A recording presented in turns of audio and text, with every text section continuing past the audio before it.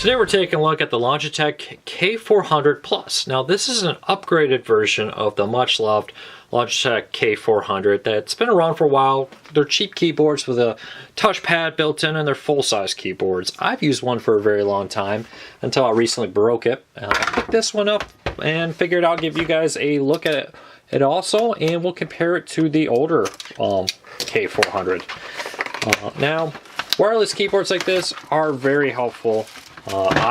Even if you don't have a computer connected to your TV, a lot of devices like the Fire TV and so forth do support devices like this connected to it. Now, here is the actual keyboard itself. Nice little sticker there. Peels off, seems to be pretty easy. Let's get rid of this ugly thing. There we go. Much better already. So right here is the actual keyboard itself. Pretty small, but yet full size enough that I feel like I could type on that. Touchpad feels good. Now here's where some differences come in. Let's first though flip this over and check it out. Battery compartment, kind of nice. Comes with batteries. Pull that little tab out and you got power on off switch right here. That's a little bit bigger than the old one. And yeah, there's no stand on this. This is really meant to just kind of sit in your lap type deal. Let's kind of quickly reach over here and grab the old keyboard. So right here is the old one. Now, a few differences right off the bat. They're both the blackish, we'll call it color. This one is definitely a darker black shade to it. That's not the lighting. That is a darker black. And, you know, not a bad thing. The kind of gray still looks nice. One complaint on my end, while I've never been a fan of these kind of crazy lines going over the touchpad on the old one, I'm not a big fan of that yellow. You know, it just seems like a black or a solid gray would be more fitting for most living rooms, since this keyboard does sit in my living room. I keep a computer connected to the TV in the living room. So the big yellow button here and the yellow stripe on the touchpad here, not a big fan of that. Personal opinion there. A few other differences is, well, they both have the left-right click right here. The older 4K100 has a power button at the top, a PC lock, home screen, and music. I never use those. I never program them to launch an app or do anything. On the new K400 Plus, I think the buttons are more useful. For one, they're by the touchpad. Makes sense.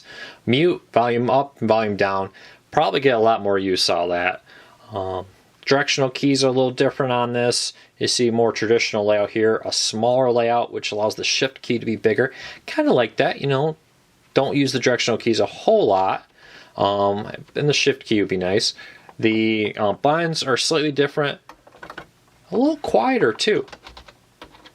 So the keyboard itself is about the same, but the left-right mouse pad right there is a little quieter. So that's kind of my thought. The touchpads feel the same. Now the touchpad on the K Plus is not quite as recessed into the device. I like that because you can kind of see that dirt has collected over time on the edge. I would often have to clean that. My finger right there kind of get dirt caught in the corners. So that's nice. There is no blue text on it, unlike the old one, which is nice. One last note before we kind of wrap this up is the buttons still work the same way. There are quick action keys across the top here: play, pause, back, forth, so forth. If you want your function key, your F5 and so forth, you first have to hit the function key F5 and so forth. I like that. I like the ability to say, you know, play, pause right here, to me is more useful as a cord cutter, you know, having a living room computer. So that's my thought. Initial impression, very nice. I've tested out one of these before when I was at CES, and the range is really good. Very comparable though for K400, which is probably one of the best ranges on a keyboard like this I've ever played with.